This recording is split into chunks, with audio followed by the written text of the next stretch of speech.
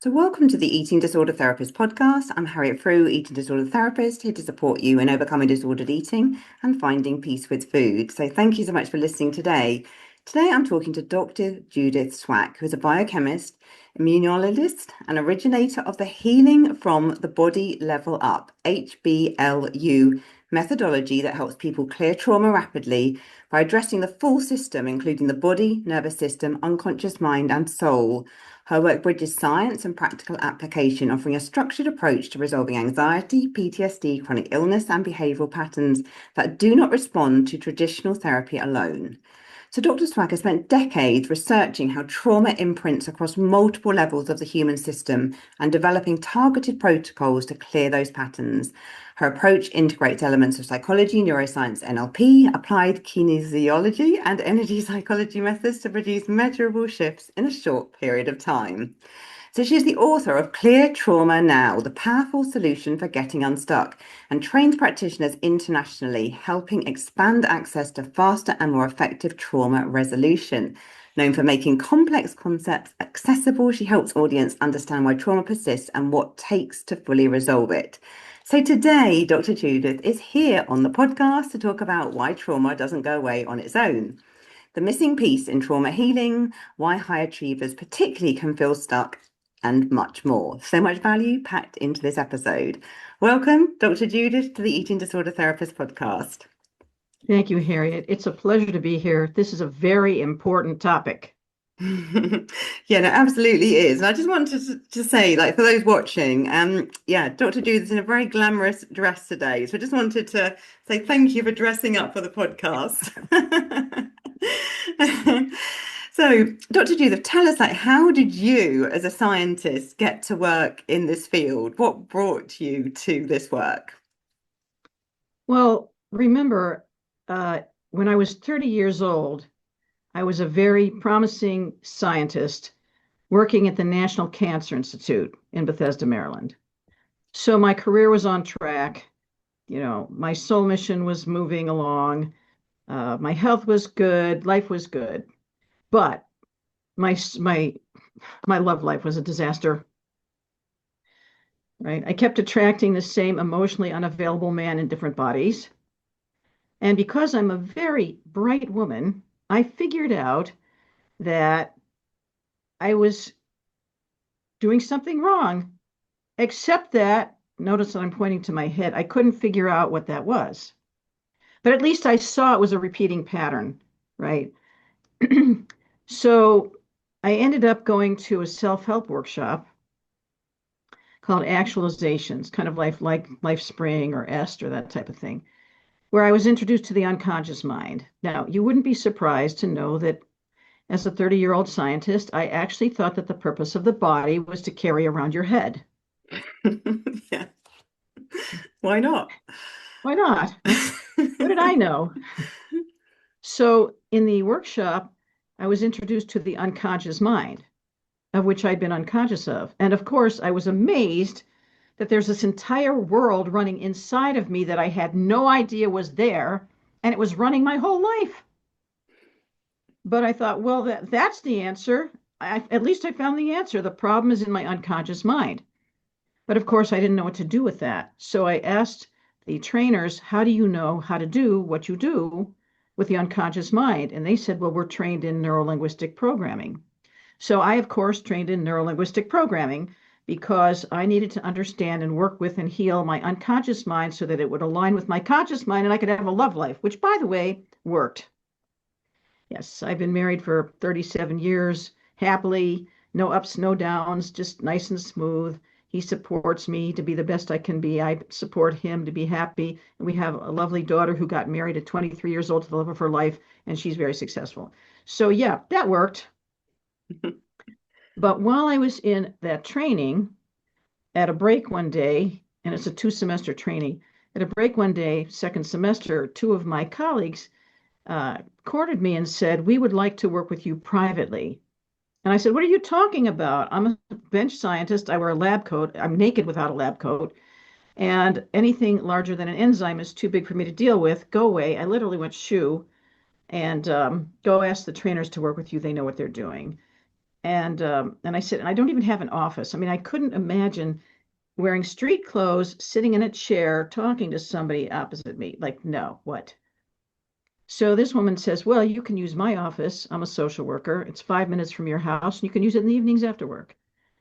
And furthermore, my husband, who's the chiropractor who shares the office suite, he wants to work with you too. And then this guy says, and I'm a real estate agent, and I'm divorced. My son, my teenage son is living with me, and he wants to work with you too. So I said, no, go away. I don't even have an office. And then in the blink of an eye, I was given an office and 4 clients. And they're standing there with their arms folded, staring at me like, no, we're not going away. So I surrendered and went, okay, well, we'll see. I'll do the experiment. Everything in my life is an experiment. I'm a scientist. All right, we'll do the experiment, see what happens. Well, I was very successful. They kept referring people to me, and basically that started my career.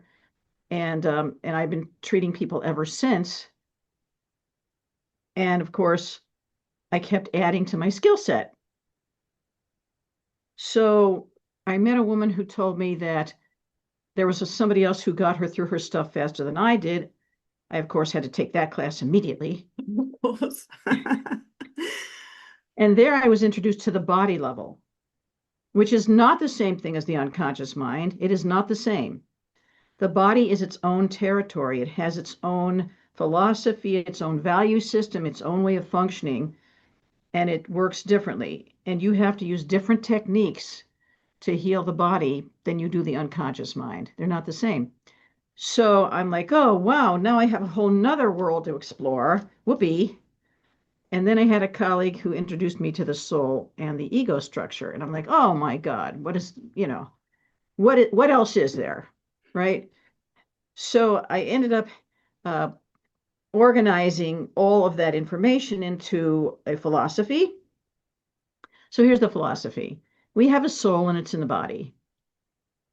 Why?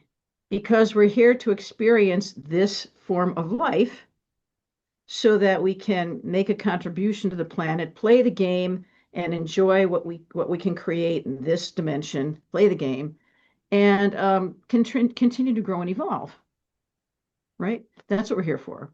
So then I assume that if something isn't working in some area of your life, there must be something interfering, some kind of damage pattern or a block. Something's interfering because you should be able to do this kind of thing with this in this package in this dimension. You should be able to. So what's interfering? So I basically accumulated over the years, 400 different interference patterns and 52 techniques so that I can match the right technique with the right interference pattern and dissolve it in 3 minutes. But you have to know where to look, right? Because remember, I was walking around with my head on a body, and that wasn't working. So you have to know where to look. That's the trick. So we access the body level of information and the soul level of information and the unconscious level of information using muscle testing. Are you familiar with muscle testing? No. It's like lie detector testing. A lot of chiropractors use it, nutritionists use it. When you go to a police station and they want you to tell them the truth, but they don't believe that your mouth is going to tell them the truth, they hook up your body to some sensors because they know that your autonomic signals will register true or false. So they hook you up to a machine and they read your body while they ask you questions. They don't just believe your face, right? Yeah. So the body will register true and false to true and false questions. You can measure it on a machine, but you can also just read it directly out of the body itself because you can use the body as its own machine. So your conscious mind, I tell people your conscious mind is Sherlock Holmes, and I'm Watson. This is HBLU Mystery Theater. The attitude is inquiring minds want to know what's going on in the inner levels. Echo, echo, echo, echo. And you have to know the right questions to ask, and you send them down into the body, and you read out the answers. And once you find the block, you find the stuck energy, your conscious mind's job is to turn into Santa Claus, go down the chimney, connect in with that part of you that's having that kind of pain or stuck energy or emotion or whatever it is, And the attitude there is, I'm here to help.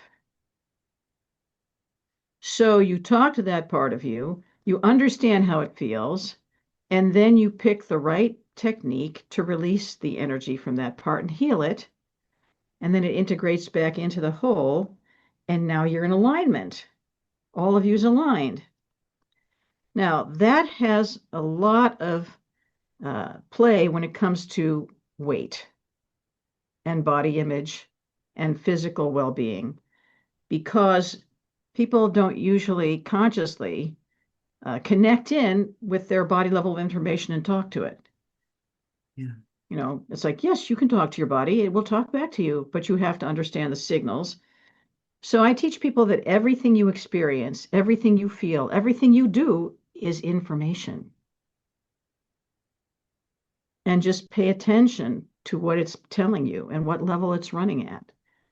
And then I teach people techniques. So one of the biggest problems that people come in with is trauma. Mm-hmm. I mean, if you have a body, you have trauma. What can I say? And trauma causes all kinds of reactions, including eating disorders and addictions. So people come in who struggle with weight, and that isn't just necessarily overweight. Also, I had somebody come in who was anorexic, and she didn't admit to it. That's interesting. But I went to muscle test her. Now, when you muscle test people, I have people just float their arms out in front of them like this. So stand up and they float their arms out. And I say, all right, ask your body to show us a yes signal. We press on the arm. It holds for the yes. Body shows a no. It goes down. And then we start asking questions. This woman couldn't hold her arms out like this. She was so weak she couldn't hold her arms out. And then I sat down and looked at her and I wondered. And by the way, she was an MD. She's a doctor. And she was so weak. I said, "Have you eaten anything today?" Because you're working with the body, so you have to drink. You have to have adequate blood sugar. The body, otherwise, if there's stress in the body, you're not going to get accurate answers because this is the machine. So I said, "Well, have you eaten today?" "Yes." "Well, what did you eat?" The entire day, she ate 1 cup of yogurt for lunch. That's it. That's what she ate in a whole day. So I looked closer at her, and I can tell if somebody has anorexia if I can see their ribs, if I can see their collarbone sticking out of their skin Yeah. in their upper chest. I can see the actual ribs through the skin. So I stare at her and I can see the ribs through her skin. And she was a 30-something-year-old MD. You think anorexia, you think, high school. And I was seeing bones coming through her skin. So I said, "Do you have anorexia?" I just put it out there. And she said, "Oh, yes, I do. How did you know?" Now, I asked people to write me a 2 to 10 page biography and a list of goals before they come in and see me. She didn't mention that at all, Sure. right? Interesting. Yeah. But I picked it up, tried to muscle test her first thing. Her body told me. Her body just told me. It's like, I Mm. can't hold my arms up. So it turns out I told her she had to eat so that we could muscle test her. And so so she had an appointment a couple weeks later. She ate that day and she was 2 weeks to live. I said, "You can't just eat one day and think you're going to get your strength back. You have to eat every single day so I can muscle test you." So in the meantime, Mhm. we talked about her life and personality and so on and so forth. And as she was talking to me, I realized that her husband was abusing her physically. Okay. Mm. And I thought, I see. And so she was so stressed out that she couldn't eat. And also, when somebody has a trauma, whether it's a loss or a violence trauma, and trauma is irrational by definition, meaning you believe it, you feel it's true, it is not true, it's the opposite. So, she's running, it's my fault because I deserve to be abused. I mean, you've seen Mm. this. I deserve to be abused because I'm not whatever enough, right? Mm. So maybe she didn't feel beautiful enough. So she had to be thin and to be loved, and cultural brainwashing. You have to be thin to be loved, whatever it was. But I basically told her that she had to eat to get her strength back so I could muscle test her. That's the only reason she had to eat, was so I could muscle test her. Anyway, Yeah. when she got her strength back, things shifted in her unconscious mind, right? She got her strength back. And as we were talking, I said, I think you should go for couples counseling with your husband. I sort of mentioned it, and I referred it to a couples counselor. And then I Yeah. told the couples counselor that she was being physically abused. And he said, "How do you know?" I'm like, "Well, I can tell just by how she's acting." He said, "All right." So she met with the couples counselor, she and her husband, and she sits down, and the first thing she says in the session is, "My husband's physically abusing me." Mm, She got her strength back, and she opened yeah. up and laid that out. And my Mm, colleague, who's a man and tall, like 6'4", I heard shouting out the door of his office. He was shouting at this man that in this country, you go to jail for that. mm. So there you go. So notice how we corrected a domestic violence situation by recognizing that she was anorexic. Yeah. So you Yeah. see how communicating with the body Mm. led us to something that would have been a secret and hidden and not addressed. Yeah, I mean, it's very powerful, isn't it? And I sort of think with anorexia, probably perhaps more than any other eating disorder, you're completely in your head. And I mean, I think it's true with all addictions, isn't it, to a certain extent? But I think with anorexia, you're so disconnected from the body. And I'm Hmm. wondering with this Hmm. person Hmm. or with other clients, sometimes they can have years of talking therapy, can't they? And but maybe it's not really always resolving what's going on. Well, Um, talk therapy works at the conscious level only. mm, So I feel compassion for the conscious mind because the conscious mind believes it has its own country. It believes that it should be in charge of everything that happens. It should be in control. It should make everything work. Everything should be rational and understandable. And and if you have a behavior that doesn't work for your conscious mind, and your conscious mind cannot control that behavior, then it gets frustrated. The conscious mind gets frustrated. And then they say stupid things like mind over matter or willpower. Really? So listen to that frame, mind over matter. So matter is the body level, and mind is the conscious level. And now, when you say over, that means domination and overpowering, which means hostility, which means war. So mind over matter, that means your mind is going to make war on your body, hoping that's going to make it behave.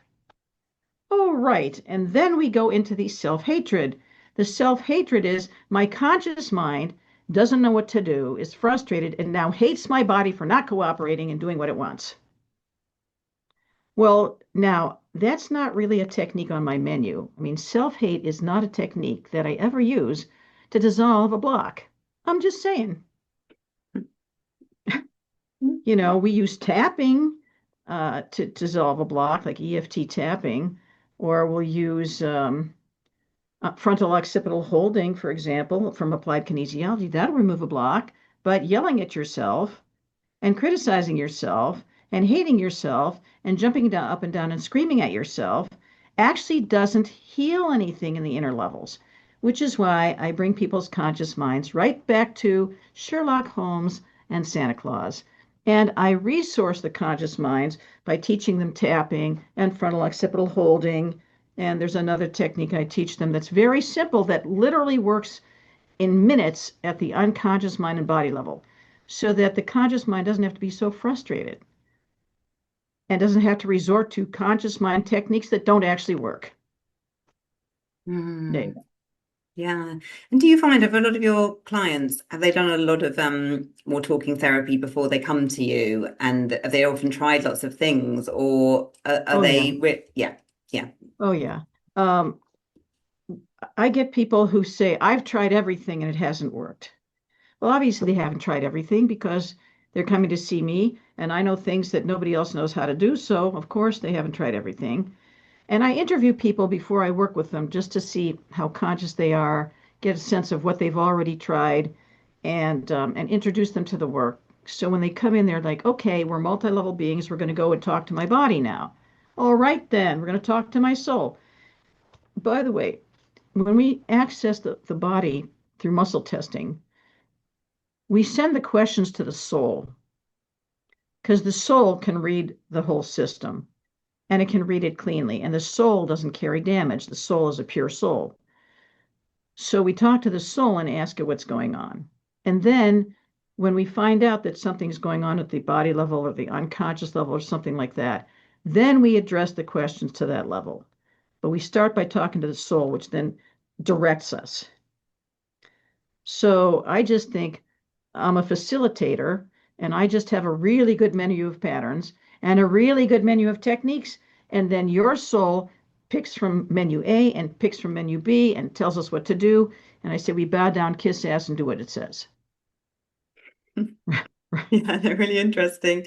So I'm guessing as well with your work as well, people don't even need to talk specifically about the trauma then. You're really going, like you say, like it's the body up, isn't it? And so Exactly, you'll be exactly. asking questions or whatever, but you won't be talking through events or going through No, all of not that. really. No. Yeah. For example, when I ask what's interfering on this goal, okay, they'll muscle test. Okay, I have three traumas interfering on this goal of weight loss, let's say. So the priority goal is achieve and maintain my optimum weight. Now, listen to the language. I don't say ideal because an ideal is a fantasy. And you don't want to be seduced by a fantasy, which by definition, if it's a fantasy, is unachievable. So I never use the word ideal Yeah. because of the implications. So I use optimum, right? Everybody wants to function optimally, yes? Which means the best you can do. So achieve and maintain my optimum weight. So I muscle test the body and I ask it, what's its optimum weight? I ask the body what it wants to be. And it says it wants to be 130 pounds, 180 pounds, whatever it is. That's the optimum weight. I said, all right, that's what we're going for. Right? I don't care if your conscious mind thinks 130 pounds on a 5'2" frame is fat. I don't care. Your body's not impressed by that, and neither is your soul. That's unconscious mind brainwashing. That's gender brainwashing. That's cultural brainwashing. Your body's not impressed by that, right? So there's a conflict between your body reality and your unconscious fantasy brainwashing crap. And by the way, all the brainwashing is at the unconscious level. Mhm. So the priority goal is achieve and maintain my optimum weight. Then we muscle test and ask, what's the priority interference on the goal? It might be trauma. So I'll ask, well, how many priority traumas are there interfering on this goal? It might be three traumas. That's all right. Well, when did the optimum one, when did the priority trauma start? And we muscle test the age, and it might say age Sure. 7. Okay, age 7. Then I'll look at them. What happened age 7? And they'll tune in. They'll think about age 7 and see what pops up. Then we muscle test. Is that right? And then Mm. I'll say, well, give me a couple of sentences about what happened age 7, just so we have a sense of the issue. Age 7. Age 7, let's say she lost her two front teeth and her mother gave her a bad haircut and she went to school feeling ugly. And it stuck with her Yeah. at the body level, right? Now Yeah. she's, 50 years old and that's history, but when you have trauma, it freezes in time. Yeah. So we go back to age 7 And then I say, all right, well, and then we go into the trauma outline because any trauma has shock and fear, anger and rage, sadness and sorrow, hurt and pain. So I ask well, do we understand what the trauma is about well enough to treat it? Yes, that's all I need to know. Do we know enough to treat it? Sure. I don't just sit there for hours and get through every bloody detail and remember the name of Hmm. the girl who mocked her or the teacher who whatever or the Yeah. do you understand it well enough to process it? Yes, I do. And then I ask, well, what's the priority emotion to start with? And it is hurt. I feel hurt or Yeah. shame. Great. Well, then I ask, what technique do you want to use? We muscle test my menu of techniques. They give a technique, and then I say, all right, where in your body do you feel that shame? Okay, it might be in their heart, it might be in their face, whatever. And then we apply the technique, and 3 minutes later, the shame is gone. Then we muscle test, is there anything else we need to treat in that scene? Nope. Mm. Right. So it's Yeah. just very, very multi-level, multi-level. It's very organic, and the soul leads the healing. And so it's very interesting because I gained weight when I got pregnant and had a baby. I gained weight, right? Yeah. That's what you do. That's what, yeah. I mean, I didn't gain a lot of weight, but I gained weight and I had a baby and I had to lose the weight. What else is new? But I went into menopause right after I had a baby, which shocked my doctor. So she put me on Prempro, which is a hormone replacement therapy. This is back in the when was my daughter born? Anyway, the like 19 something, 1990 something. Anyway, Yeah. so and genetically in my family, we have diabetes on my mother's side, and they're thin, type 2 diabetes, and on my father's side, they're fat, and we're medium. And I always had blood sugar weirdness, what I called it. I couldn't eat carbohydrates growing up because if I ate carbohydrates, the next day I would feel like I was walking around with gray tooth scum coating my body. Mm. So I'd go out for Halloween, collect candy, and a year later it'd still be in my box because I don't eat it. Mm. I don't like sweets. I don't eat carbohydrates. They don't feel good in my body.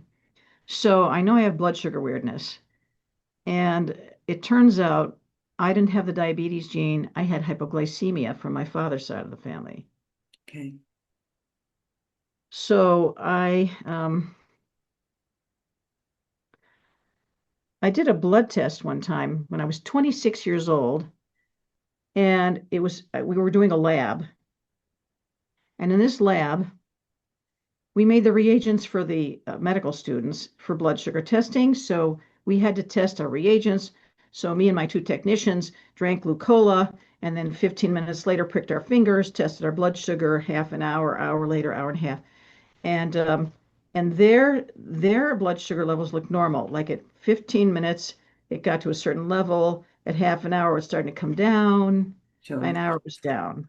My blood sugar spiked twice as high as theirs at 15 minutes, didn't come down very much at half an hour, hardly was, it took an hour to come down to, it looked like a Mm. triangle rather than a parabola. And they freaked out and thought there was something wrong with the reagents until they looked at their graphs and they were normal. And then they looked at mine and looked at me and like, what's wrong with you? So I could tell that I had delayed insulin response because the sugar goes Oh. high and the insulin doesn't come in to take it down. So Yeah. and then of course the insulin comes in later and my blood sugar drops. I have hypoglycemia. So my Mm. doctor gave me Prempro after I went into menopause and I still had the baby weight on, and I got fatter. I got fat because I was starving all the time. My blood sugar went crazy. I was starving all the time, starving. And I said to my doctor, "Do you think it's the Prempro?" She said, "Nah, nah, I don't think so." And I believed her until I finally treated myself for a self-neglect pattern, by the way. The biggest interference to losing weight and taking care of your body is self-neglect. If you're raised in a dysfunctional family where they neglect you, you internalize their way of treating you and you treat yourself that way and you self-neglect. Mm. Seriously, because taking care of your body is a very focused, energy requiring endeavor. Yeah. So when I finally cleared the self-neglect, I read the drugstore package, and it said, if you have blood sugar weirdness, check with your doctor because this affects blood sugar levels. I've been saying Mm. this. She said no, and I didn't take care of myself enough to read the drugstore package and take action. So I cleared the self-neglect. I went to a different doctor. She put me on human bioidentical hormone replacement therapy. I lost the weight. I went to Weight Watchers and lost the weight in a year. Boom. And kept it off. But I still struggle with this hypoglycemia. And for me, listen to my language. I'm forced to eat so that I can sleep. Because if I don't eat as many calories in a day as I use, I wake up at 3 to 5 in the morning, I'm starving, and I cannot sleep until I get up and eat something. So I'm Gosh. forced to eat in the middle of the night because I can't maintain my blood sugar overnight. Mm. So I finally figured out 2 weeks ago what the genes were that regulate familial hypoglycemia. And I muscle tested my body. But see, the trick is you have to know the questions to ask, and the science wasn't well enough developed to really Sure. track the genes that regulate blood sugar.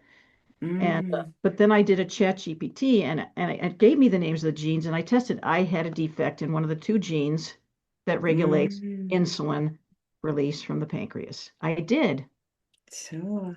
and Gosh. then I treated it with tapping to upregulate the efficacy of that receptor. And and then I decided not to assume that hunger, because I'm hungry all the time, that hunger was just regulated by blood sugar levels, because there are other hormones in your nervous system and your intestinal system and your brain and everything that regulate hunger and satiety and weight balance, right? So I checked those pathways. I had a gene defect in another one of those pathways that regulates hunger and satiety. So I'm hungry all the time because I don't feel full unless I eat every 3 hours. Anyway, long story short, it's been 14 days. It's actually been 16 days. This is science. I've slept through the night every single night ever since. I haven't had to eat more. And typically I eat breakfast 8 o'clock. Then I have to eat at 11 or I'm hungry and I'm bad hungry. I Yeah. haven't had to eat at 11 in the morning for the last 2 weeks. And I have to eat at 5 o'clock Mm. in the afternoon. I haven't had to eat at 5 o'clock in the afternoon either. Sure. Yeah. Right? Gosh. So Mm. if I didn't know that I had blood sugar weirdness because I'm a biochemist, I would think, what's wrong with me that I can't regulate my weight? What's wrong with me? Because I don't really have any bad habits. I don't eat sugar. I don't overeat. I eat enough to sleep. I eat to not be hungry. I don't eat for emotional reasons. But Yeah. so anyway, I've treated 5 or 6 people right now with that protocol. Two of them are on GLP-1 agonists. They were very heavy. And it turns out that none of them had a problem in their GLP regulation pathways. Now, GLP is a hormone made by the Yeah. small intestine that goes to the brain and registers satiety and says, I'm full. You can stop eating now. I'm full. Yeah. And a GLP-1 agonist actually just goes to the brain and says, you're full, so you don't feel hungry. It Yeah. just it just gets around the pathway and goes directly to the brain and says, you're full, you're good. You don't have to eat.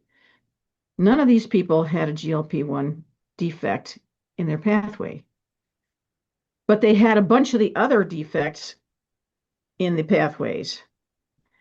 And now I'm going to bring this back to trauma. So trauma, loss trauma, very common. Loss. You get a divorce, you get fired from a job, you get injured, you feel like you've lost a part of your body, loss trauma. And in loss trauma, in addition to the standard four main emotions, anger and rage and shock and fear and hurt and pain and sadness and sorrow, in addition, when there's a loss, there's a feeling of emptiness.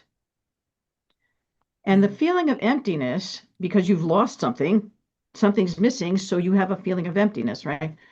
It's usually in your heart or your stomach. Now let's talk to the conscious mind again. Your conscious mind knows that you feel empty, but it can mistakenly think it's because you're hungry. So you eat to fill the emptiness. The problem is you're not actually physically hungry. It's an emotional feeling of emptiness. So the problem is, how do you know when what you're feeling is physical or emotional? How do you know the difference? There's a challenge because the body has feelings. Anything that you feel, whether it's physical or emotional, is still a sensation in the body. Yeah. A feeling is a feeling. So the body doesn't register any difference between physical and emotional sensations. They're all feelings to the body. And the unconscious mind doesn't distinguish physical from emotional either, because listen to the language. Somebody says, my husband sat down at breakfast this morning and announced to me that he's divorcing me and running off with the woman that he carpools with every day. She says, I felt like he just hit me over the head with a 2x4. Or I felt like he just stabbed me in the back. Or I felt like all the air just got knocked out of me. So that language is physical violence language, isn't it? Yeah. So she's describing an emotional reaction with physical violence language.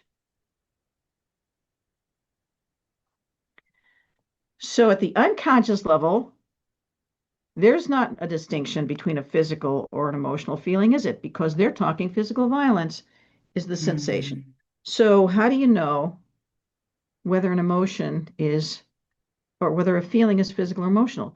Your conscious mind, which is your rational mind, is the mind where it makes the distinctions, and even that's not so great. How do you know? So I have people who, so they say things like this. After my divorce, I started gaining weight.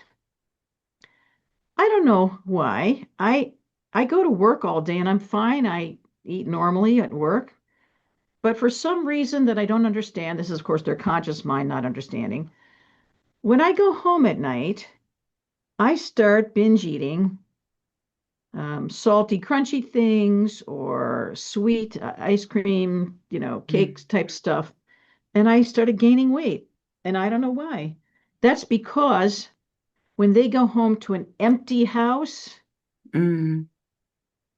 it triggers their feeling of emptiness. And so they're eating to fill the empty feeling in their stomach. Yeah. But it's an emotional sensation. It's not physical. So the body pays the price for the unresolved emotional stuff. And what's interesting is when I was mapping the biochemical pathways of regulation of appetite, I'm actually going to read you, because I did a chat GPT and I looked at this. Okay. I'm going to read you this line that I thought was so interesting. So it was about stress, sleep, and circadian pathways regulating appetite. Stress, sleep, and circadian pathways. And it says acute stress can suppress eating in some people. Yeah. Whereas persistent cortisol elevation, and cortisol is your stress hormone. Yeah. Persistent cortisol elevation can increase appetite and preference for calorie-dense foods.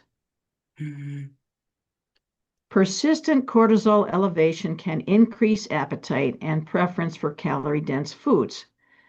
So as part of my protocol, when I'm checking their biochemistry, I ask their body, does persistent cortisol elevation increase your appetite and preference for calorie-dense foods? And if they muscle test yes, then we tap it out and we treat that so that food doesn't become regulated through stress. I also treat them for acute stress suppressing eating because that pathway's off. So there's an advantage to having a PhD in biochemistry. Yeah, definitely. And when you're calling on the different techniques, then are you getting the information back from the body on which technique to Yes, use? You are yes, you? yes, Okay. Yeah. yes. So Hmm. interesting. Yeah. Yeah. So that's why, I take classes, I learn techniques, I go to conferences, and then I add things to my menu. And then, of course, my clients are always showing me things, Yeah. right? Mm, Now, there's a pattern that runs addictive behaviors that is trauma on steroids, basically. And this is called PTSD. yeah. So I mapped the PTSD pattern, and I can actually treat people. I can heal them of PTSD in 1 to 6 sessions, usually 1 or 2 sessions. It heals their PTSD symptoms. So remember, elevated cortisol levels, and if you have PTSD, you bet you have cortisol levels, yes? Yeah. Um, Elevated cortisol levels cause compensatory eating, but they also cause other addictions that are self-soothing, like alcohol addiction, for example, or Yeah. drug addiction. Anything that soothes the nervous system, Yeah. people become addicted to because it's a compensating behavior to compensate for the pain that their conscious mind doesn't know how to treat, Yeah. and their body is stuck in it. So PTSD is structured as multiple traumas stacked up over time. It's a stacked trauma. It's not just a Yeah. one-time thing. It's chronic, consistent trauma. So when I muscle test people, I nicknamed this history trauma. My name for this pattern is history trauma because it's a Okay. history of trauma repeated. Yeah. And then I muscle test and ask people what the names of their history trauma is, and you can tell by the title what they endure every day. So I'm sad to say one of the most common versions of history trauma is early childhood neglect and abuse. Yeah. History trauma. Just by the title, you know what they went through every day. Mm, And of course, in veterans, we have military history trauma. yeah. And then we have mentally ill family history trauma. And we have intimate relationship history trauma. People who've had bad relationships. And then we have medical history trauma, people who were treated for cancer or something like that. That is a traumatic, Yeah. years long process, Yeah. right? So if they have history trauma, it turns out that there's a mechanism in the body called the blocking mechanism. It's a protective mechanism at the unconscious level. It's like a circuit breaker. So when you have history trauma, your body can only store a certain amount of trauma in your nervous system before it breaks down. Yeah. So at the point that you experience one too many examples of that type of trauma, the straw that breaks a camel's back, at that point, your nervous system melts down and all that stored trauma starts pouring out of you like a flood. Mm, And when you start getting flooded by all those years of trauma that you just can't keep the lid on, you can't keep it suppressed, you just can't keep it down anymore, and it blows up on you 24 to 48 hours later, after you reach threshold, you have a panic attack and you have mhm, PTSD symptoms, insomnia, all kinds of things. mm, And at that moment, you can start addictions that you never had because you're trying to process that flood of pain. But mm, there's a protective mechanism again at the unconscious level that's like a circuit breaker. It's called the blocking mechanism. Like you've heard of blocked memories of sexual abuse, that type of thing. yeah. It is a blocking mechanism and it blocks the surge of trauma from reaching your conscious mind because the fear is that if that wave hit your conscious mind, it would knock you down and you would either go crazy or be completely paralyzed. Mm, So now you have this blocking mechanism so you can walk and talk and function, but you still have all that trauma energy in the body creating all these symptoms. yeah. And now your conscious mind cannot reach the trauma memories because there's a block. Hmm. So again, it's a protective mechanism, but it's sort of a two-edged sword. So the way I treat history trauma is I don't try to get them to go into any memory in their history. It would blow them up. Sure. So we don't go into the history. It's blocked for a reason. Hello, let's have some respect for your unconscious mind. Yes. Mm, I actually go to the blocking part. I say, where in your body is the blocking part, the party that cannot bear to think about that stretch of history? And it hmm. might be in their throat, it might be in their stomach, it might be in their tuchus, I don't know. Yeah. And we talk to the blocking part. We muscle test and talk to the blocking part, Yeah. and we ask it to tell us about its trauma that it has even thinking about that stretch of history. I have so much trauma to even think about that. Yeah. So then we use tapping. I call it natural biodistressing. It's like EFT meridian tapping. Yeah. We treat the blocking part for the trauma that it feels, even thinking about that whole stretch of history. And Mm, as we treat the blocking part, all the trauma energy that was stuck in your nervous system drains out spontaneously without ever having to go there. mm, It just drains out, which is why you can do it in an hour and a half, 2 hours, you can drain the whole thing. mm. God, that's very powerful. And how does this tie us up with chronic illness as well? And sort of thinking about, when people develop like a chronic illness, is that as well where there's been like this Oh, historical yes. trauma? Yeah. And that's Yeah. Oh, absolutely, yeah. absolutely. Mm, Because we're going to go back to cortisol. When the trauma is triggered in your body, it releases adrenocorticotropic hormone from your pituitary yeah. and right down your spinal cord. And when those levels rise, it goes to your adrenal glands and releases cortisol, which is your stress hormone, Yeah. and endorphins and adrenaline, of course. Adrenaline, how can you forget adrenaline? And when the cortisol levels rise, they knock out the immune system. Mm, So it yeah. turns out that there are white blood cells. Remember, I'm an immunologist, so I love this topic. So you have white blood cells circulating in your bloodstream. You know, white blood cells, red blood Yeah. cells, yes? Your white blood cells are your immune system. And there's a type of cell called the natural killer cell, NK cell. That cell is functioned to kill virus infected cells before the virus can spread. And also it kills cancer cells. Yeah. And when the cortisol levels rise, within 24 hours, the number of NK cells in your circulation drops by half. Mm, wow.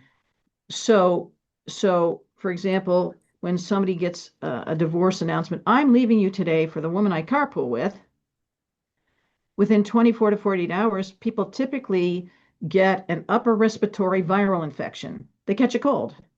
Sure. And and if you're in constant stress, how are you going to regenerate your immune system?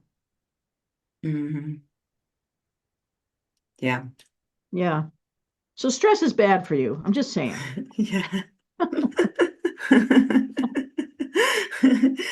So, Dr. Judith, do you work with people all over the world, or do they have to live in your state, or how does it work if people want Oh, to I get in work touch? by Zoom with people all over the world, really, all Hmm. over the world. The challenge is time zones.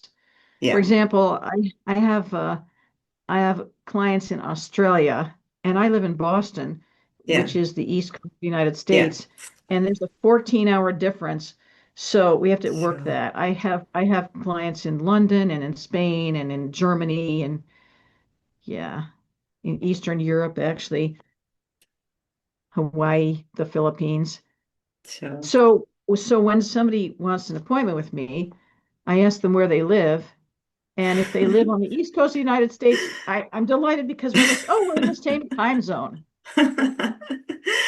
Yeah, for sure. And do you have a waiting list? 'Cause I'm sure there's some people that are going to be like listening, watching that are going to be very keen to get in touch. Like, how does it work?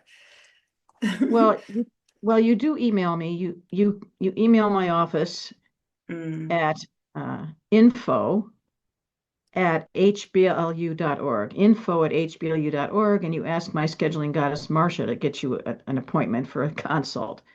And you can get a consult probably within a week. sure. You can go to my website, www.hblu.org, and you can sign up for a consult also on my website. You can sign up for a time to talk with me. And you talk with me for 15 minutes. Now, because the work goes so fast, I typically work with people for 6 to 8 sessions to get them stabilized on something. If I'm going to get somebody happily married, though, it takes about 6 months to clear all the dysfunctional family system patterns out of them, Sure. right? So that they can have a good relationship. And then I work with them for a couple of years, but not regularly. It's sort of just every time they start dating somebody, they come in for a tune-up just to make sure there's nothing in the way. So typically people can get in to see me within 2 to 3, within 2 weeks to a month of contacting me. Sure. Yeah. Yeah, no, sure. Brilliant. And in terms as well, in terms of like, I guess you got your website, have you, for people if they want to just like read up on more resources about your approach and just sort of find out a bit Oh, yes. more? I have a lot of content on my website, but also I like the idea of mass trauma healing. That really appeals to Sure. me. And when Hurricane Helene knocked out North Carolina, I called up the LCCNC, the Licensed Clinical Counselors of North Carolina, because I present at their conferences every year. I know their people. And I said, we have to heal North Carolina. And within a week, they put up a webinar, got 638 people on it, and we did mass de-traumatization from that disaster. And Sure. that's on my Incredible. website. That's on my Oh, website, that video. And people have used that for the Lahaina fires, the trauma from that. incredible. They've used that video. Anyway, so I decided to do a live healing webinar, 4 sessions once a week for a month to just do mass trauma healing of anything anybody wanted to heal all together. And I did the first run a month ago. It was so successful. I'm doing it again starting in September, September 3rd. I'm doing another series of 4. And people just get on, and I say who has a trauma they want to treat. And then we treat that trauma. And you know that probably at least half of the people on the call have the same trauma. Mm, yeah. So mass healing, we're all, happily healing trauma. Yeah. No, incredible. Incredible.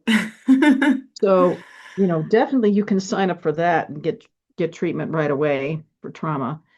And then, Mm. but personalized treatment, you know, you can get in probably within a month. Yeah, no, Mhm. fantastic. Well, I'm sure there'll be a lot of people listening and watching that will be really interested to explore some of those different avenues. Um, but yeah, Dr. Hughes, I think we have to get you back on again, really, because I feel like we've just touched the surface, really. We've been like talking for an hour, and I think there's still so much more to talk about. But yeah, it's been really, really interesting. Thank you. You're right. I have mapped 23 patterns that interfere with weight loss. And my hypothesis was that if you clear all the self-sabotage patterns on the way down, then you maintain with no problem. You never go back. But that wasn't exactly right. I found 3 additional patterns that interfere with maintenance. Okay, but Okay, so you get it down and you clear the maintenance patterns and then you stay and then it's never a problem again. There you go. How's that? Not everybody sure. has all 23 patterns. I'm just saying. Yeah. Have you got the same as well? Because I'm just thinking so many people listening as well are struggling with weight restoration, like Hmm. the other direction as well. And like, Oh, yes, absolutely. That's in yeah, there. yeah, Hmm. Hmm. sure. Yeah. Okay. No, brilliant. Okay. Well, I just want to say thank you so much for coming on the podcast and for sharing your wisdom and for, talking us through just really interesting, fascinating work. So I think what you do is really quite unique. And Oh, yes. yeah, and it sounds like you've just it's your life passion, isn't it? And you're really yeah, out there kind of living it. So really inspiring. So thank you so much. And I'll make sure all the details are in the show notes for people to get in touch with you. And yeah, I really appreciate your time and thank you for being a guest today. Oh, you're welcome. Yes, there's plenty more to talk about. We'll catch up. Thank you.